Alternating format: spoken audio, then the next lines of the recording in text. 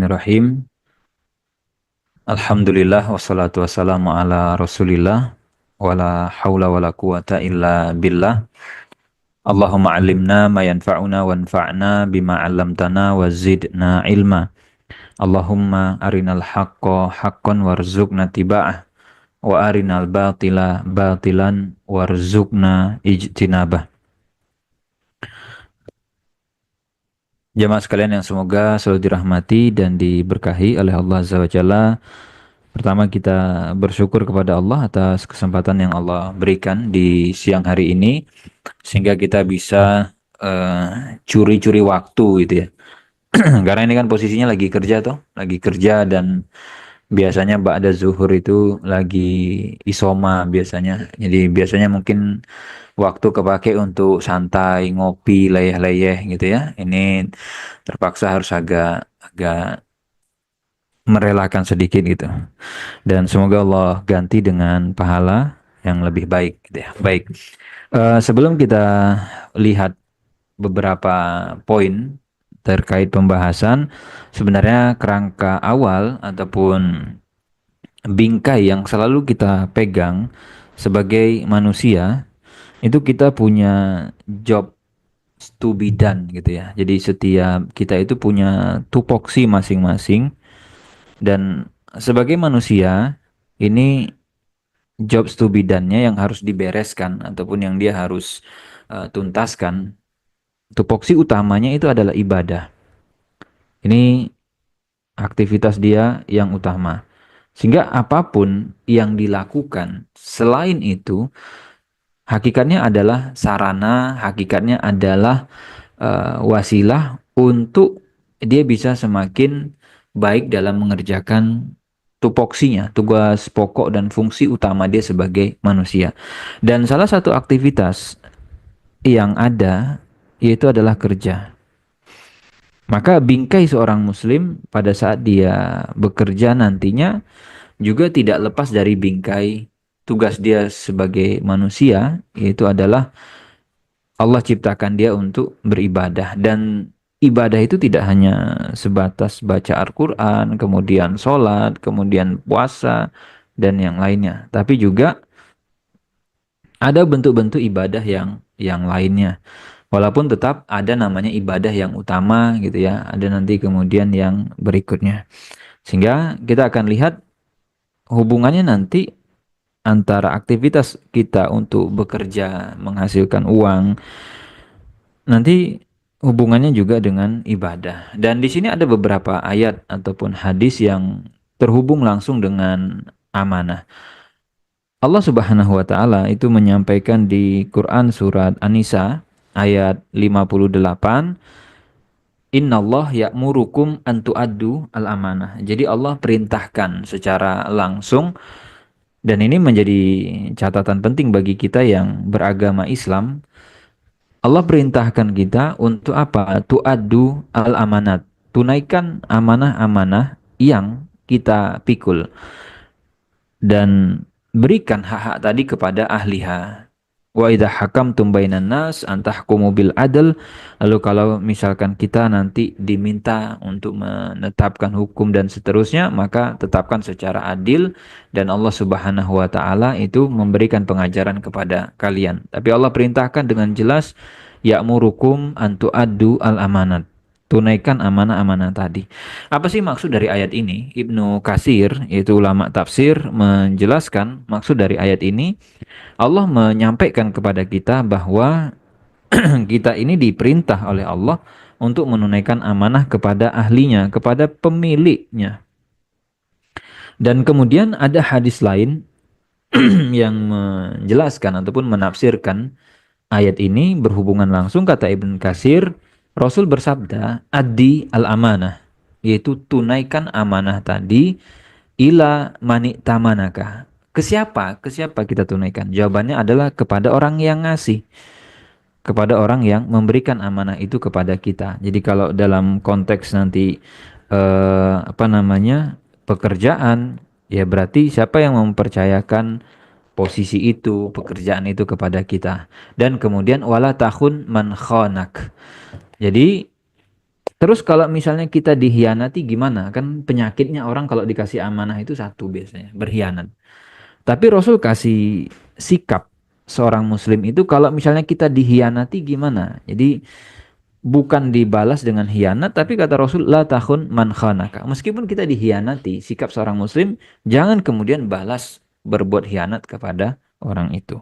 Dan ini tentu mencakup semua bentuk amanah yang wajib kita tunaikan.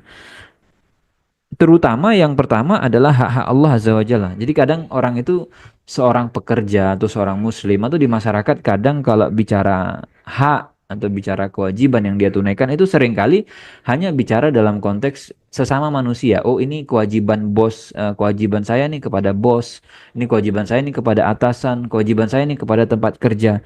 Padahal sebenarnya kita punya yang lebih tinggi dari itu, yaitu Allah Azza wa Jalla. Makanya kan tren sekarang itu apa namanya, istilah selain donatur dilarang ngatur gitu ya. Maksudnya, nah sebenarnya di atas donatur tadi ada Allah Azza wa Jalla gitu. Harusnya kan kita lebih patuh dan lebih tunduk kepada Allah. Termasuk apa hak Allah tadi? Ada sholat, ada zakat, ada puasa, ada kafarat. Jadi seorang muslim ketika dia bekerja itu jangan sampai merusak ataupun mengganggu tupoksi utama dia sebagai hamba Allah, sholatnya, zakatnya, dan yang lain. Termasuk tadi ada amanah-amanah kepada sesama manusia, baik itu nanti titipan, kemudian pekerjaan, dan seterusnya. Maka Allah perintahkan apa? Tunaikan. Kemudian kalau nanti tidak ditunaikan bagaimana? Ini Allah jelaskan di Al-Anfal. Tadi kan di An-Nisa ya. Ini di Al-Anfal ayat 27. Allah ingatkan, ya ayyuhalladzina amanu, wahai orang-orang yang beriman, la takhunullah war rasul wa takhunu amanatikum. Jadi tadi diperintahkan kalau ada amanah tunaikan. Kemudian di ayat yang lain Allah sampaikan, jangan kalian itu berkhianat.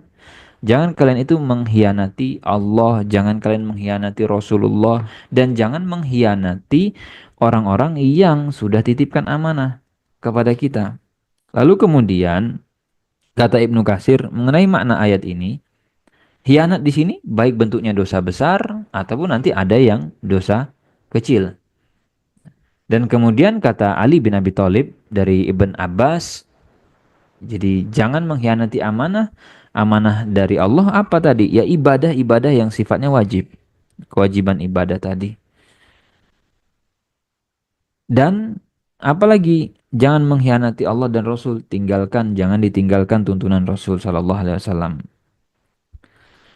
Dan disebutkan manusia itu termasuk sosok atau makhluk yang berani terhadap amanah. Maksudnya gimana? Allah Subhanahu wa taala menceritakan, "Inna aradnal amanah." Kami telah nitipkan amanah untuk ibadah tadi, amanah menjadi khalifah tadi dan yang lainnya kepada siapa? Langit, bumi, gunung. Mereka menolak, fa'abaina. Mereka nggak mau memikul itu, wa asfaqna minha wa hamalaha al-insan. Lalu kemudian yang memikul itu siapa? Yang berani terima itu jawabannya adalah manusia. Dan Allah sempat bunyikan juga di dalam ayat ini, innahu kana zaluman jahul. Manusia itu kadang-kadang punya sifat yang zalim dan amat bodoh gitu ya. Makanya kalau kita dikasih amanah, kadang kan orang melihatnya gitu ya, itu sebatas apa? Prestis nih gitu loh. Status sosialnya naik nih. Tapi di balik itu akan ada pertanggungjawaban yang kadang orang nggak pertimbangkan gitu loh, nggak perhitungkan itu. Maka Allah ingatkan, di balik amanah tadi ada beban-beban yang kita harus pertanggungjawabkan. Kemudian Ibn Katsir menjelaskan mengenai ayat ini juga bahwa kalau ada yang menafsirkan maksud amanah tadi adalah bentuk ketaatan, kewajiban, ibadah, dan seterusnya, sebenarnya itu tidak saling bertentangan. Yang intinya kalau dia tunaikan itu dia dapat pahala, kalau dia tinggalkan dia dihukum, kemudian dia dianggap tadi tidak melaksanakan apa yang harusnya menjadi kewajiban dia. Lalu di ayat 8 di surat Al-Mu'minun itu Allah menceritakan karakter ataupun identitas dari seorang muslim, orang yang beriman. Allah sebutkan wallazina hum li amanatihim wa ahdihim raun. Jadi orang-orang beriman itu dia punya identitas, dia punya apa namanya karakter behavior, kebiasaan ataupun habit, attitude itu ya. Kalau dia punya janji, kalau dia punya kesepakatan, kalau dia punya kontrak, jawabannya apa? Dipelihara, dijaga, ditunaikan amanah-amanah tadi. Itu karakternya Allah ceritakan. Dan Ibn Katsir itu menyebutkan kalau mereka dikasih kepercayaan, mereka itu tidak berkhianat. Sehingga akan menjadi aneh kalau kita ketemu, kok ada ya orang Muslim dikasih pekerjaan, kemudian dikasih amanah, malah dia berkhianat. Dan karakter orang yang beriman tadi kalau dia punya janji, ya dia tidak pungkiri, dia tidak kemudian ingkari dan langgar. Ini sifatnya orang beriman. Dan kebalikannya nanti adalah kriterianya orang-orang munafik. Rasul menyebutkan orang-orang munafik itu punya pembawaan, punya sifat apa? Ayatul munafik, tanda-tandanya orang-orang munafik itu biasanya kata Rasul, idza haddasa kazaba. Kalau dia ngomong, itu omongannya nggak bisa dipegang, bohong dia. Jadi hati-hati kalau misalkan kita itu gampang ngomong, kemudian ternyata omongan itu nggak bisa dipegang. Wa idza wa'ada akhlafa, dan karakter orang munafik itu kalau janji ya sering diingkari. Janji A, janji B, janji C. Ya syukur kita nggak ada yang jadi politikus nggak di sini gitu ya. Nah, biasanya ada profesi-profesi tertentu yang mana dia identik dengan apa? Dengan ingkar janji. Nah, maka kita patut waspada karena Rasul sebutkan itu karakternya orang-orang munafik. Wa idza tumina khana. Nah, ini yang berhubungan dengan aktivitas kita. Kalau kita dikasih amanah, kita dititipin tugas ini ya, kamu jobnya ngapain? Bagian kebersihan. Ini job kamu bagian apa? Keuangan. Ini job kamu bagian apa? Handle klien. Ini job kamu bagian apa? Nanti mungkin service A dan B, ini job kamu bagian pencatatan. Masing-masing sudah dititipin. Maka idza tumina, kalau dia dikasih amanah, orang-orang yang tadi munafik itu berkhianat dia. Ya bentuk pengkhianatannya macam-macam nanti gitu ya. Lalu idza haddasa kadzaba wa idza wa'ada akhlafa wa idza khasama fajara. Dan dalam redaksi yang lain, dalam riwayat yang lain, orang-orang yang munafik itu biasanya kalau kita punya masalah sama dia, gitu ya, kita ada konflik, dia kecenderungannya berbuat keji. Jadi kalau kita berurusan sama dia, ada masalah sama dia, nah itu kecenderungannya dia membalas dengan yang lebih kejam. Itu ayat-ayat berkenaan dengan amanah. Intinya Allah perintahkan dan kemudian Allah larang kita, Allah perintahkan kita amanah, Allah larang kita berkhianat, dan termasuk tadi kalau tidak amanah itu jadi identitas orang-orang yang munafik. Kemudian yang kedua, ada hadis-hadis juga yang berhubungan dengan amanah. Ini Rasul Shallallahu Alaihi Wasallam menjelaskan tentang pentingnya amanah, termasuk ancaman kalau kita tidak amanah, kalau kita khianat itu bagaimana. Hadis yang pertama, di sini ada beberapa penjelasan dari Rasul. Untuk hadis yang pertama ini dari Abu Hurairah radhiyallahu anhu. Di sini ketika Rasul Shallallahu Alaihi Wasallam berada di satu majelis dan dia bicara dengan orang-orang, kemudian ada Badui datang. Kata orang Badui itu gampangannya orang ya orang desa lah gitu ya, orang tinggal di kampung, bukan orang yang terpelajar, biasanya nggak, dia tidak hidup di kota. Lalu pertanyaan si Badui ini adalah mata as-sa'ah. Dia tanya, Muhammad, ini kapan nih kiamat katanya. Kemudian apa yang dilakukan oleh Rasul Shallallahu Alaihi Wasallam? Rasul tetap apa namanya, tetap ngobrol gitu loh, tetap aja lanjut karena Rasul kan lagi ngobrol tadi kan gitu. Kemudian ada pertanyaan. Dan kemudian kata sahabat yang lain bahwa sami amakola fakariha makola wakola ba'dum. Rasul dengar nggak? Dengar Rasul. Terus kenapa kok Rasul kayak cuekin gitu? Tapi ada yang mengatakan sebagian enggak. Rasul emang nggak dengar tuh pertanyaan yang diajukan apa namanya orang Badui tadi. Dan ternyata setelah beliau selesai ngomong, beliau tanya, Aina arahus sa'il anisa'ah. Mana orang tadi gitu Rasul. Jadi kan berarti kan memvalidasi Rasul tuh dengar ada yang nanya kapan sih kiamat gitu kan. Terus habis itu dicari sama Rasul setelah beliau selesai menyampaikan, Ha ana ya Rasulullah. Orang itu kemudian tunjuk tangan, ya ini saya tadi yang tanya kata. Maka Rasul memberikan apa? Memberikan, tidak sebut ya tanggal sekian, bulan sekian, enggak. Ketika berhubungan dengan kiamat, Rasul menyebutkan tanda-tanda. Tandanya nanti kiamat itu akan tiba iza atil amanah. Jika amanah itu sudah disia-siakan, tidak dijaga gitu loh. Orang ketika dititipi amanah gampang sekali dia berkhianat, gampang sekali dia curang, gampang sekali dia menipu, gampang sekali dia main belakang. Maka fantazir sa'ah, kata Rasul itu udah nggak jauh tuh kalau udah begitu tuh. Makanya kita kan harus ngeri juga, harus khawatir juga karena di zaman sekarang kalau ditanya, nyari orang yang amanah kok susah ya? Nyari orang yang bisa dipercaya itu kok nggak mudah ya? Nah, lalu di antara indikator yang lain gimana? Orang ini nanya lagi, kaifa idha'atuha? Idha'atuha gimana tuh bentuk realnya amanah itu disia-siakan? Idza wusidal amru ila ghairi ahlihi. Rasul bilang kalau suatu urusan, satu pekerjaan, satu perkara itu dititipkan, dipercayakan, diserahkan, diberikan kepada orang yang ghairi ahlihi. Dia tidak kompeten sebenarnya, nggak cakap untuk pegang urusan itu. Fantazirus sa'ah. Karena orang kalau dia tidak kompeten, tidak ahli di situ, dikasih kerjaan, wajar kalau nanti hasilnya nggak benar. Wajar kalau nanti akhirnya apa yang dia lakukan tidak sesuai dengan apa yang dipercayakan kepadanya.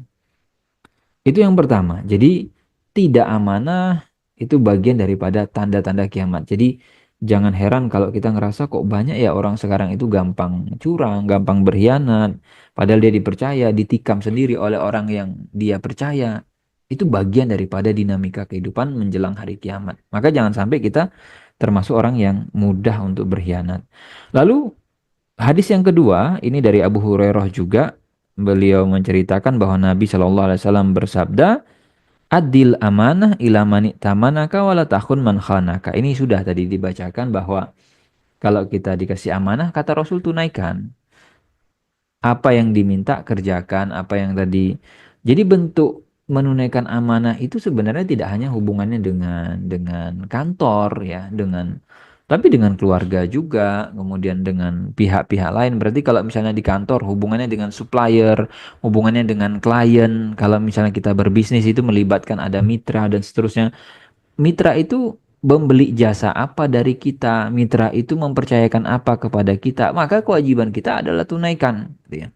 Jangan sampai kemudian nanti hal-hal yang itu dipercayakan ke kita.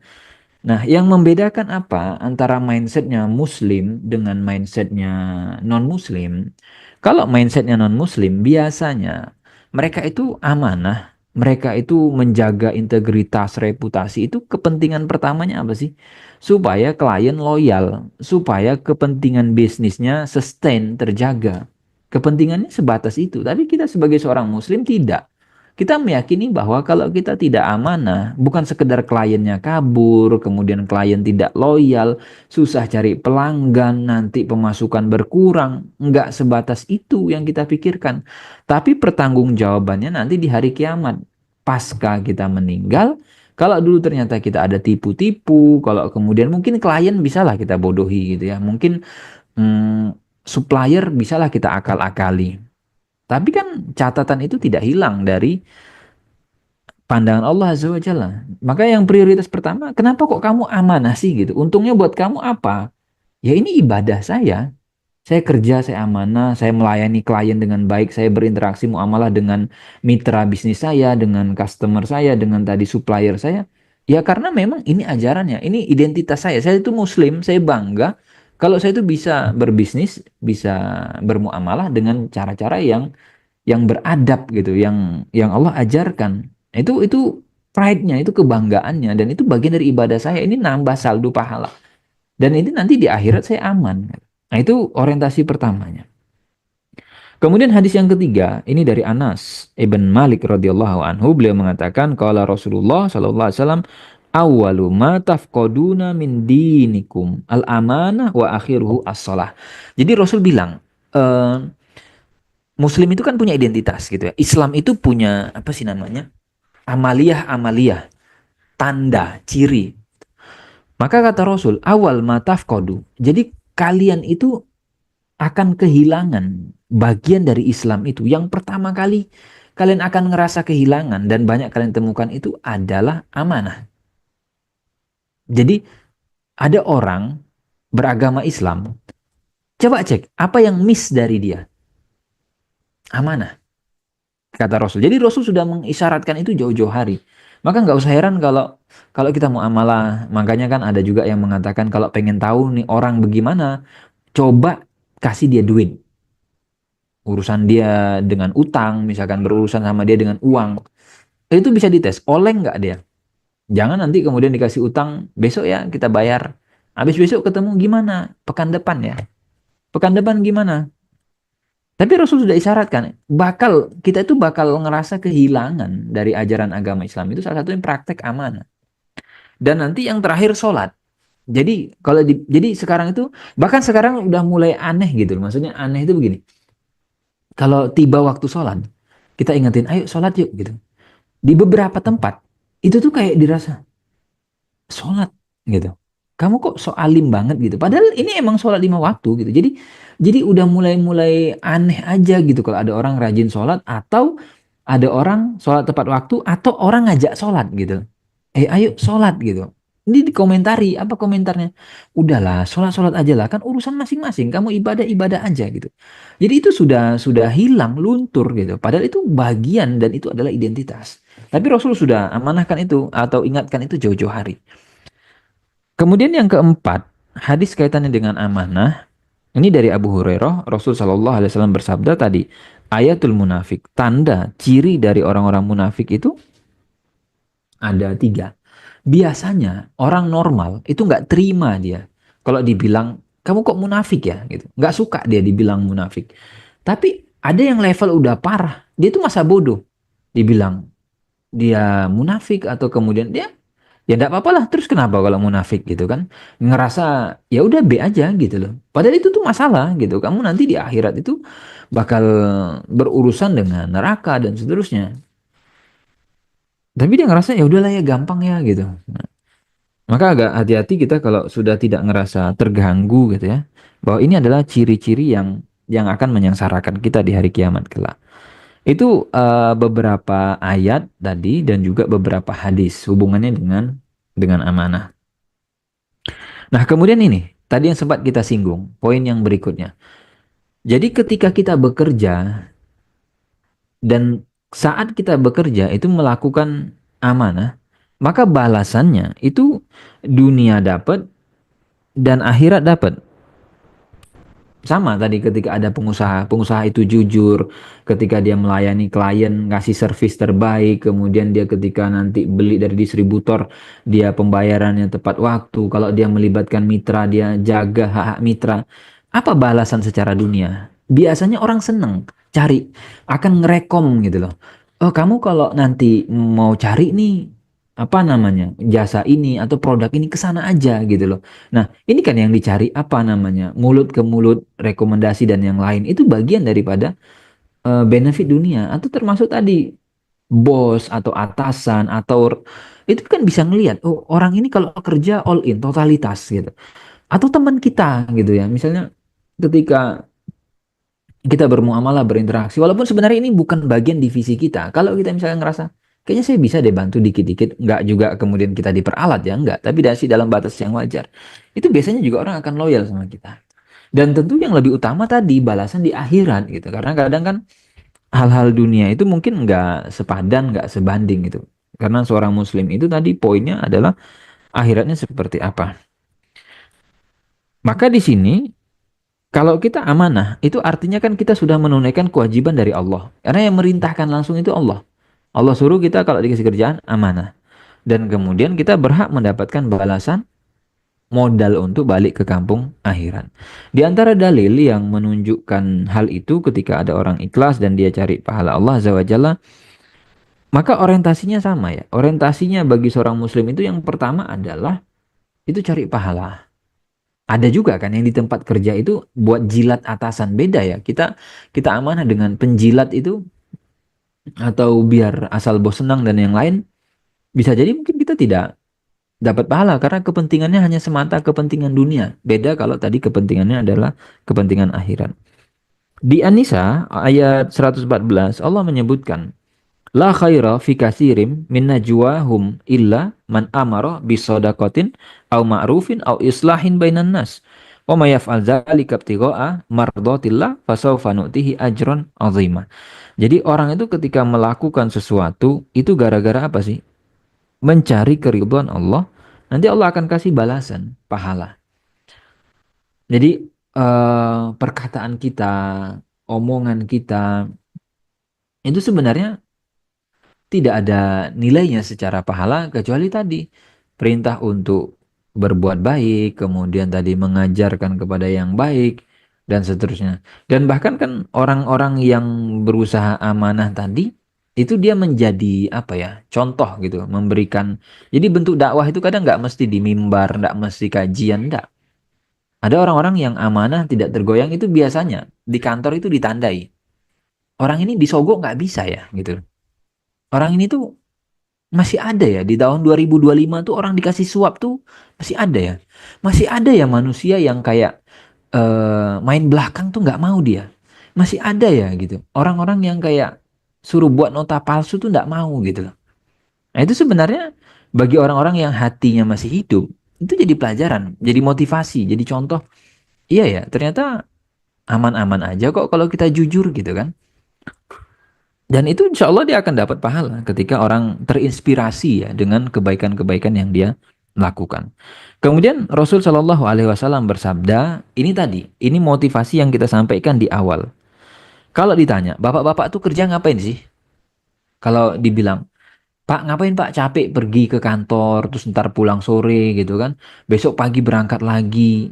Coba, kira-kira apa? Sekedar duit kan enggak? Kepentingan utamanya apa? Ibadah. Apa bentuk ibadahnya seorang ayah? Apa bentuk ibadahnya seorang suami dari kerja tadi? Biar keluarganya itu tidak minta-minta.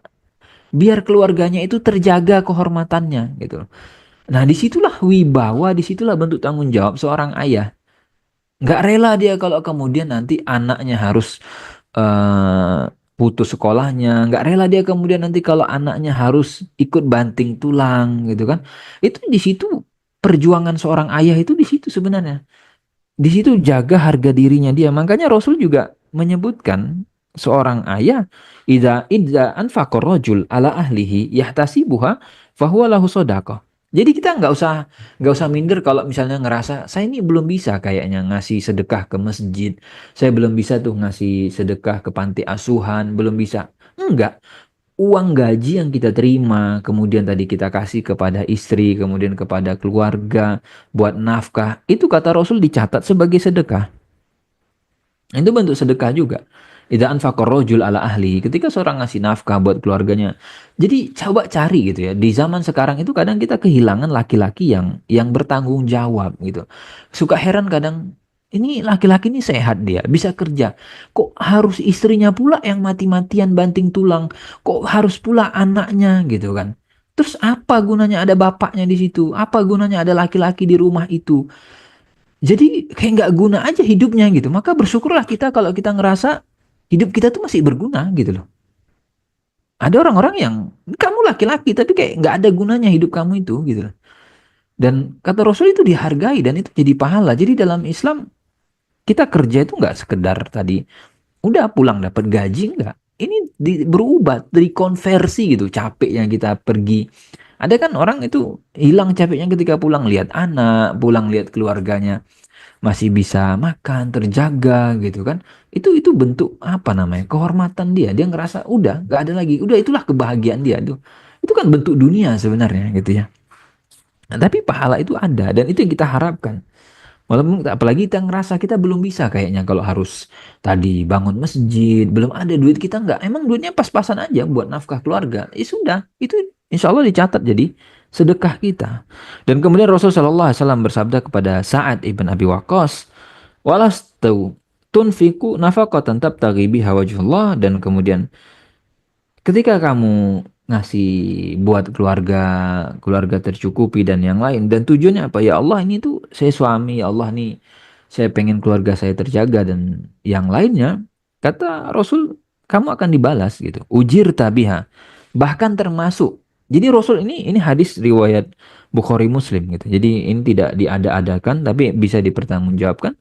Rasul sampai menyebutkan hatta luqmatu, sampai suapan. Kan uang itu terkonversi jadi apa? Anak kita bisa makan, istri kita bisa makan. Setiap suapan yang mereka masukkan ke mulut mereka dan itu adalah dari pemasukan kita, dari penghasilan kita. Ini jadi pahala gitu. Sehingga nggak kemudian kita ngerasa capek dan yang lainnya. Insya Allah ini akan terkonversi jadi pahala. Itu bentuk ibadah. Kalau kalau dia bukan ibadah, kan nggak ada nilainya sama sekali gitu. Ini menunjukkan kalau tadi kita ditunaikan kewajiban di tempat kerja dan ini sudah selesai tanggung jawab kita dan juga urusan kita dengan Allah, kita akan dapat pahala. Kemudian poin yang keempat gitu ya. Tadi poin pertama ayat tentang amanah, kemudian poin kedua tadi hadis-hadis tentang amanah. Lalu kemudian poin yang ketiga tadi bahwa eh, kalau kita amanah itu kita bisa dapat benefit dunia dan benefitnya akhirat gitu ya. Jadi nggak hanya sama benefit dunianya apa tadi? Benefit dunia kalau ada laki-laki itu bertanggung jawab. Insya Allah istrinya nggak macem-macem. Insya Allah istrinya, anaknya dijaga. Ya. Beda kan sama kemudian ada yang eh, misalnya dia nggak amanah, cari harta sembarangan. Biasanya juga keluarganya nggak bener, gitu ya. Karena apa? Nggak berkah keluarganya. Kemudian yang keempat, ini secara spesifik kaitannya dengan tadi wujud amanah seorang karyawan itu apa? Menjaga jam kerja untuk kepentingan pekerjaan. Karena kan bentuk transaksinya seperti ini ya. Kalau kita buatkan ilustrasi, ketika si A, si A ini pemberi kerja. Pemberi kerja itu kan berarti dia pembeli. Pembeli apa? Pembeli jasa. Dia bertransaksi dengan penjual jasa. Penjual jasa itu siapa? Ya stafnya, karyawannya, itu bekerja. Dan kita sebagai penjual, apa yang kita barterkan? Apa yang kita tukarkan? Pembeli, ya dia kasih gaji. Makanya nanti sisi amanah itu pun bisa dari dua pihak ya. Pemberi kerja punya kewajiban untuk amanah karena dia punya hak orang lain ada di dia dan penjual tadi apa? Ya tadi kita menukarkan waktu kita menukarkan skill kita, jasa kita kepada siapa? Kepada pembelinya tadi. Kita penjual. Sehingga jangan sampai nanti kita makan gaji buta gitu. Boleh saja sih makan gaji buta kalau memang di ACC. Jadi misalnya ada tempat kerja, enggak apa-apa kalian tidur-tidur aja lah gitu ya. Nanti tiap bulan saya gaji. Boleh enggak? Ya boleh, enggak apa-apa juga sih gitu ya. Tapi defaultnya kan ada semacam tuntutan ya, ada hak dan kewajiban. Ini hak kalian, kalian punya kewajiban. Nah, seringkali kan orang-orang yang tidak amanah itu fokus di hak saja. Mana hak saya? Kasih hak saya, berikan hak saya, tunaikan hak saya. Sebentar, kewajiban kamu gimana? Kamu punya kewajiban nih, tugas pokok dan fungsinya apa? Itu ditunaikan nggak? Maka ini menjadi poin yang krusial untuk dijaga. Dan ini menjadi satu kewajiban. Apa namanya seorang Muslim waktu yang dia sudah tadi sepakati, kamu di kantor jam berapa sampai jam berapa. Tapi kalau memang ditolerir, diizinkan ya, ya silahkan kan gitu. Poinnya adalah ada kesepakatan. Nah, prinsipnya tidak boleh kita memakai jam kantor baik keseluruhan atau yang lain untuk kepentingan pribadi. Ini kan berarti di luar kepentingan kantor ya. Atau kepentingan orang lain yang sama sekali tidak ada kaitannya dengan pekerjaan. Kecuali memang di jam istirahat. Di jam istirahat mungkin silakanlah kalian mau makan, kalian mau tidur, kalian mau main HP silakan. Ya. Sedangkan untuk yang di jam kerja itu kan sebenarnya kita sudah dikontrak, ada kesepakatan. Kamu selama jam kerja itu ngapain? Apa yang harus dilakukan dan seterusnya. Kita akan mendapatkan bayaran. Terus kalau misalkan terjadi jam kosong bagaimana? Kan ada juga kadang momen. Ya kalau itu ditolerir silahkan. Gitu. Udah, ini belum ada kerjaan, santai-santai aja misalnya. Tapi ada sebagian yang emang nggak bisa santai. Ya sudah, saya akan ngerjain apa deh yang bisa saya kerjain. Gitu. Dan kemudian juga di sini ada kutipan nasihat kaitannya tadi, gitu ya, mengenai orang yang, nah ini jabatan untuk siapa ya, para pemimpin dan yang lainnya. Dan ini lebih lebih berat lagi gitu ya. Kita bersyukur kita tidak, nggak tahu ini di pemerintahan atau enggak. Maka amanah-amanah semacam ini juga PR sebenarnya buat para pejabat gitu ya. Karena kan tempat kerja itu bisa saja di entitas swasta ataupun di entitas di apa namanya instansi pemerintahan. Sama, kadang itu yang suka heran gitu ya, yang suka heran kadang dengan sistem birokrasi kita. Kamu sudah dibayar nih, ada gajimu, kewajibanmu ini. Gak ngerasa cukup, akhirnya kemudian ambil sampingan-sampingan yang lain yang itu jalurnya haram. Ini nanti akan dimintai pertanggungjawaban. Dan di antara pesan para ulama kaitannya dengan ini adalah hiasi kuburanmu nanti, hidupkan kuburanmu sebagaimana kamu menghiasi rumahmu. Orang itu kenapa sih curang gitu? Kenapa curi-curi? Biasanya kan untuk kepentingan dunia kan, pengen punya rumah yang nyaman, pengen punya kendaraan yang nyaman. Tapi kadang gara-gara mikirin itu mereka lupa. Habis itu nanti ketemu kuburan. Maka bagaimana cara menghias kuburan yang nyaman? Bukan di luar, tidak. Tapi di dalam itu. Caranya bagaimana? Dengan amalan. Caranya bagaimana? Dengan jalan-jalan yang benar. Sehingga sebenarnya kerangka berpikirnya sama. Kalau ditanya karyawan itu. Kamu pengen nggak kalau hakmu dikurangi dari gaji? Harusnya gajinya berapa? 5 juta, 10 juta. Mau nggak kalau kita potong? Kita kurangi gajinya cuma 2 juta. Nggak mau kan? Ya sama,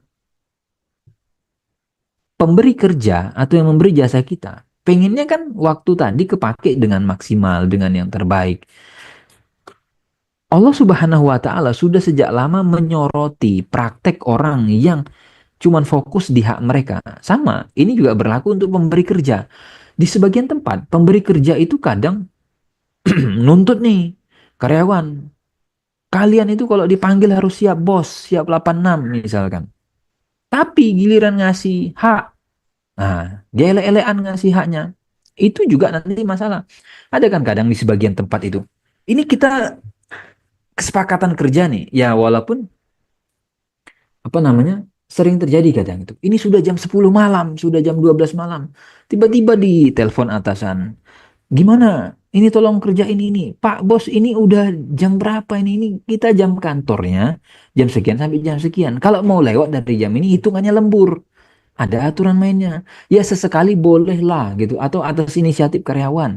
Jadi ini berlaku sebenarnya dua pihak. Dari sisi pemberi kerja ataupun dari karyawannya. Dan Allah Subhanahu wa Ta'ala menyoroti orang-orang yang hanya mempedulikan hak. Tapi dia abai dengan kewajiban yang itu menjadi hak orang lain. Itu di surat Al-Mutaffifin. Di surat Al-Mutaffifin ayat 1 sampai 6 itu Allah berfirman, "Wailul lil mutaffifin." Celaka bagi orang-orang yang mutaffif, curang. Dan bentuk praktek kecurangan itu gimana? Bentuk praktek kecurangannya ini sorotannya termasuk juga yang mencurangi timbangan. Izak ta'alu 'alan nas yastaufun. Kalau mereka itu bicara hak dia yang akan dia minta dari orang lain, yastaufun. Tolong hak saya penuhi. Tolong bagian saya digenapi. Penuhi, penuhi. Kalian kalau menunaikan kewajiban, kerjakan dengan baik. Yastaufun. Giliran idza kaluhum awwazanuhum yukhsirun. Bicara kewajiban dia, bicara hak orang lain yang harus dia tunaikan, dikurang-kurangi. Enggak maksimal. Lalu Allah sampaikan, ala yazunnu ulaika annahum mab'usun. Apa orang-orang kayak gitu tuh nggak mikir gitu loh. Maksudnya nggak mikir gimana? Kalian itu besok akan dibangkitkan oleh Allah. Akan dihidupkan kembali dan akan ditanya. Akan dimintai pertanggungjawaban. Yauma yakumun nas lirabbil alamin. Kalian akan diminta untuk menghadap kepada Allah dan Allah akan tanya. satu persatu. Jadi itu poin yang keempat tadi. Jadi poin keempat itu kaitannya dengan waktu kerja, gitu ya. Tapi kalau memang di ACC diizinkan kan jadi ini tergantung ya kesepakatan dengan tempat kerja itu seperti apa. Ada yang memang ketika masuk kantor nih, misalnya HP semua dikumpulkan di locker, disetorkan di satpam. Ada beberapa seperti itu. Ada yang masih mengizinkan, ya enggak apa-apa, buka medsos dan yang lain itu sekali lagi tergantung apa namanya kondisi di tempat kerjanya. Nah, kemudian ini poin berikutnya ya, poin kelima. Ada di dalam Al-Quran itu bicara pegawai, bicara kalau tadi kan yang disoroti ya bicara waktu itu kan sorotannya buat si ini ya, buat si karyawannya langsung ya, buat si pegawainya yang bekerja. Dan ini buat yang tadi kalau kita misalnya melakukan rekrutmen HR-nya gitu ya ataupun personalianya, apa rambu yang diberikan oleh Islam? Islam memberikan dua apa namanya? Dua kata kunci gitu ya. Yang pertama adalah Al-Qawi dan Al-Amin. Al-Qawi ini orang yang kuat, orang yang kompeten, orang yang capable gitu loh. Dan ada orang yang amanah. Jadi ini biasa dua variabel utama. Jadi kalau misalkan kita mau nyari nih, apa yang mau kita cari untuk menduduki posisi nih, kita butuh nih posisi misalkan customer service gitu ya, atau nanti untuk handling klien. Nah, kira-kira orang-orang yang kompeten, orang yang cakap untuk memprospek gitu ya, untuk menerima apa namanya calon klien itu yang seperti apa? Ya pasti kan ada kriterianya. Nah, cari orang-orang yang memang kompeten. Biasanya apa? Punya tingkat kesabaran yang tinggi, nggak gampang naik lambung, asam lambungnya nggak gampang kepancing. Nah, itu yang kita tempatkan di situ. Amanah, apa contoh amanah? Nah, dia kan ditugaskan kantor memprospek orang ini untuk jadi kliennya kantor, untuk membeli jasa dari kantor. Jangan dibelokkan. Nah, ini ada data nih. Kemudian dia punya pula jaringan yang lain, dibelokkan ke perusahaan lain dan yang lainnya. Itu bentuk apa? Tidak aman. Dan Allah Subhanahu wa taala menceritakan tentang Nabi Musa. Jadi Nabi Musa itu juga dulu bekerja, dia jadi pegawai, jadi karyawan. Disebutkan oleh Allah ketika putri yang punya usaha ini bilang, dia ceritakan, ya abati istajirhu. Pak, ini si Musa ini suruh kerja aja lah Pak sama kita Pak, kata anaknya gitu. Jadi kadang kan proses rekrutmen itu kan macam-macam ya. Ada kadang si owner ini punya anak, terus si anak ini takjub gitu ya. Dia ngerasa tersentuh dengan orang ini kayaknya bisa nih kita rekrut gitu.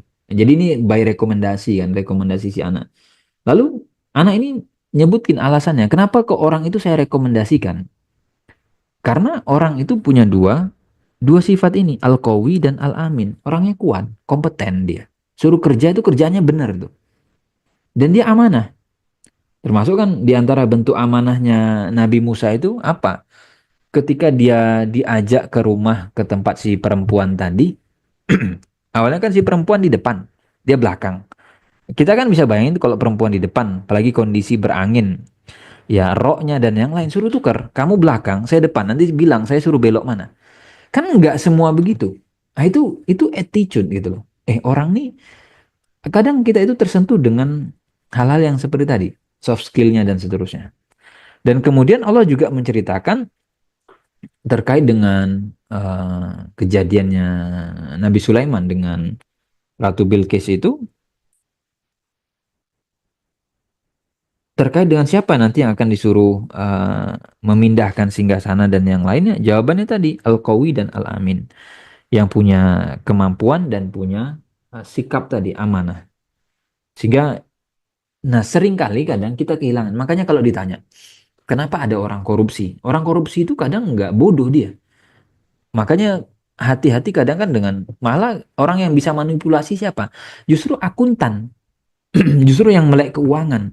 Di beberapa kasus misalnya, yang korupsi barang misalnya. Kemarin yang di Jogja itu kejadiannya toko elektronik ya. Toko elektronik itu karyawannya melakukan penggelapan. Siapa yang menggelapkan barang? Justru pemain-pemain lama, karyawan-karyawan lama yang dia sudah tahu itu flow kerjanya dan yang lain. Barang itu ikut keluar di saat apa? Saat melakukan pengiriman. Jadi dia sudah tahu celahnya gitu. Memang udah dengan tutup mata pun dia sudah kebaca. Itu kan orangnya sebenarnya kompeten, pinter dia. Cuman dia kehilangan kriteria yang kedua, ndak amanah, nggak mikirkan akhirat, nggak kemudian. Jadi kalau misalkan ya kita ngerasa kurang, ini cerita pahit aja lah ya, gitu ya. Cerita pahit maksudnya kalau emang ngerasa gajinya kurang, sampaikan Pak Bos, bisa nggak gaji saya naik? Nah, jadi jelas-jelas aja gitu, cerita pahit di depan. Saya nggak cukup nih gitu. Kalau kita memang punya punya value gitu ya, kita punya daya tawar, insya Allah akan dipertimbangkan sama atasan daripada main belakang gitu loh. Atau bisa nggak saya kerjanya dari jam sekian sampai jam sekian aja dengan gaji tetap. Jadi saya kerjanya harusnya sehari misalnya 8 jam. Kalau saya nggak bisa nego nih gaji saya dari 5 juta naik ke 10 atau ke 7, bisa nggak saya nego jam kerja saya dikurangi? Saya masuk jam 8 sampai jam 1. Supaya nanti jam 1 saya cari kerja di tempat lain. Jadi double gaji saya. Cerita di depan. Nah, kadang orang itu kan apa sih alasannya kenapa dia menggelapkan dan yang lain? Nah, tadi kebutuhan, ada tambahan dan yang seterusnya gitu. Dan kemudian Nabi Yusuf pun sama. Jadi yang perlu dimiliki baik kita sebagai karyawan nanti dua sikap ini. Skill dan kemudian amanah. Maka kadang kalau harus mengorbankan salah satu, biasanya orang eh, lebih memilih gitu ya, mencari karyawan yang jujur, karyawan yang bisa diarahkan, punya attitude yang bagus. Lalu kemudian masalah skill itu masih bisa di-upgrade gitu loh, masih bisa diajarin. Makanya Nabi Yusuf pun ketika menawarkan, bisa nggak saya dudukin posisi sebagai bendahara? Karena apa tadi? Hafiz dan alim. Saya tadi punya ilmu dan kemudian saya itu amanah. Dan kebalikannya tadi, ada orang-orang yang berkhianat dan kemudian lemah. Ya, lemah itu maksudnya apa? Nggak kompeten, disuruh kerja nggak bisa. Ah, ini yang jadi penyakit. Udahlah nggak bisa kerja, tuntutannya banyak, kerjanya ngawur, pengen gaji tinggi. Nah, ini masalah. Termasuk tadi juga di dalam masyarakat pun kita kalau berurusan dengan orang-orang yang seperti itu, ini akan lebih repot gitu ya. Baik, itu mungkin ya poin-poin utama sebenarnya. Nanti atasan dan yang lain itu saya kira nanti kita kalau ada pertanyaan ataupun yang lain bisa kita tambahkan. Tapi secara umum itu tadi gitu ya. Jadi kita bekerja itu urusannya bukan sekedar dengan atasan, tapi juga kita berurusan dengan Allah Azza wa Jalla.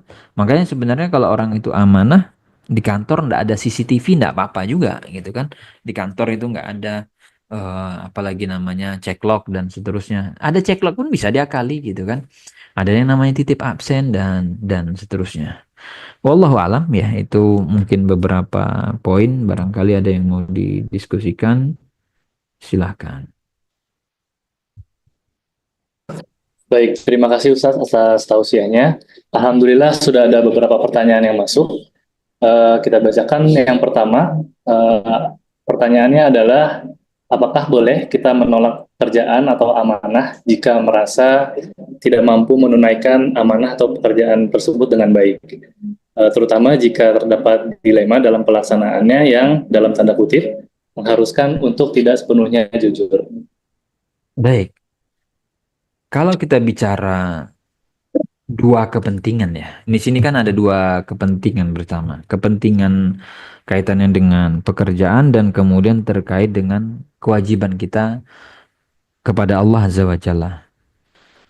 Ya jawabannya yang mana yang harus dikorbankan? Yang harus dikorbankan adalah yang harus ngalah ya kepentingan manusia tadi. Kalau kita disuruh curang, kemudian disuruh berbohong, disuruh manipulasi, gimana? Diterima atau ditolak? Ya jawabannya sudah jelas. Ditolak. Dan kaidahnya sederhana, wala ta'awanu alal ismi wal udwan. Jangan kalian itu bantu, jangan kalian itu terlibat, jangan kalian itu menolong apa? Perbuatan dosa, perbuatan maksiat. Sehingga kalau misalkan kita diminta untuk satu aktivitas, satu pekerjaan. Dengan cara apa, Pak? Bisa nggak Pak notanya dikosongkan aja Pak? Nanti biar kami yang ngisi Pak ya. Ah, nggak bisa. Kalau Bapak mau belanja di tempat kami yang tulis angkanya. Nggak ada cerita nota kosong. Karena nota kosong biasanya apa? Dimainkan. Apalagi misalnya bentuk membantu yang haram. Misalnya. Ya Pak, bisa nggak Pak? Transaksinya nggak usah ditransfer Pak. Terus gimana? Nah, dan seterusnya. Wallahu alam. Intinya ditolak tentu dengan bahasa ya, dengan cara-cara yang baik, nggak pula kemudian menolak dengan bahasa yang kasar, nanti kadang jadi masalah baru gitu ya. Tolaklah dengan cara yang baik, mohon maaf kita belum bisa. Nada rendah pun kalau kalau nada rendah ya, walaupun kita dengan nada yang rendah, dengan bahasa yang santun, itu pahit juga itu. Tetap pahit bagi mereka yang ditolak tadi. Wallahu alam. Baik, pertanyaan selanjutnya, apakah datang terlambat sampai kantor termasuk tidak amanah dan mendapatkan dosa, Ustaz? Dan juga apakah bekerja termasuk jihad di jalan Allah Subhanahu wa taala? Baik, tergantung tadi. Kesepakatannya terkait dengan datang terlambat itu di ACC nggak sama atasan. Kalau atasan ACC nggak apa-apa datangnya terlambat, ya nggak berdosa berarti dia kan. Jadi tergantung di tempat kerja itu kan biasanya ada batas toleransi ya. Maksudnya ada batas toleransi nih kalau misalnya kita checkpointnya misalnya nih jam 8, batas terlambat jam berapa? Misalnya 30 menit, 8.30 atau jam 9. Nah, kemudian kalau bicara hubungan dengan manusia ya tadi, boleh apa nggak boleh tergantung tempat kerja gimana. Apakah dia kena SP1, SP2, apa kemudian potong gaji setiap terlambat. Itu urusan kantor itu, urusan manajemen lah itu yang memikirkan. Terus kemudian bagaimana dengan hubungan kita terhadap Allah Azza wa Jalla? Biasanya akan di cross check. Kenapa terlambat? Kan gitu. Apakah karena sengaja atau tidak sengaja? Kalau itu tadi misalnya sebenarnya kamu itu melanggar dan kemudian itu bentuk tidak amanah. Nah, kalau dia misalkan tahu dengan sengaja tentu dia berdosa. Walaupun mungkin atasannya bisa dibodohi gitu loh. Walaupun atasannya bisa ditipu-tipu. Sistem itu kan bisa diakali kan. Termasuk juga di beberapa instansi pemerintah dan yang lain itu kan kalau ditanya. Kadang itu beberapa kantor itu jam kantornya jam 8. Tapi kalau kita datang ke dinas itu, mana jam 8 tidak ada orang itu. Pelayanan baru jam 10 nanti, jam 9. Nah, mungkin secara aturan dia nggak kena punishment. Tapi itu tanggung jawab dia kepada Allah, berkhianat dia, berdosa dia gitu. Makanya tadi kita walaupun tidak ada pengawas ya ya tadi kita akan punya kepentingan dengan Allah Azza wa Jalla. Wallahu alam. Masalah jihad tadi iya, kalau ditanya itu bagian daripada ibadah dia juga. Tadi kan Rasul menyebutkan apa? Ya tadi kewajiban kita mencari nafkah dan seterusnya gitu. Wallahu alam. Baik, terima kasih atas jawabannya, Ustaz. Dengan ini sesi tanya jawab kita kami tutup. Sebelum kami akhiri majelis talim ini, mungkin apakah ada kalimat penutup dari Ustaz? Baik, kalimat penutupnya adalah seperti yang Rasul Shallallahu Alaihi Wasallam sampaikan tadi, bahwa di akhir zaman itu kita susah mencari orang yang amanah. Maka jadilah kita sosok yang amanah, dan prioritas pertama adalah kalaupun kita amanah itu kita selamat di akhirat, nggak diaudit, nggak ditanya-tanya oleh Allah Azza wa Jalla, dan nanti benefitnya insya Allah akan ngikuti, gitu ya. Ngikuti dalam artian nanti kita punya apa namanya nama baik, rekomendasi yang baik, syukur-syukur naik jabatan, tambah gaji, terus kemudian nanti rekomendasi-rekomendasi yang baik. Walaupun memang gitu ya, ini kalau kita bicara ekosistem yang normal, walaupun di sebagian tempat ada ekosistem yang nggak normal, di mana orang baiknya jadi penjahat gitu ya. Nah kalau yang seperti itu ya silakan resign saja. Gitu ya. Itu mungkin yang bisa dibahas dan semoga kita menjadi orang-orang yang amanah apapun jabatan kita ya, posisi kita baik di masyarakat atau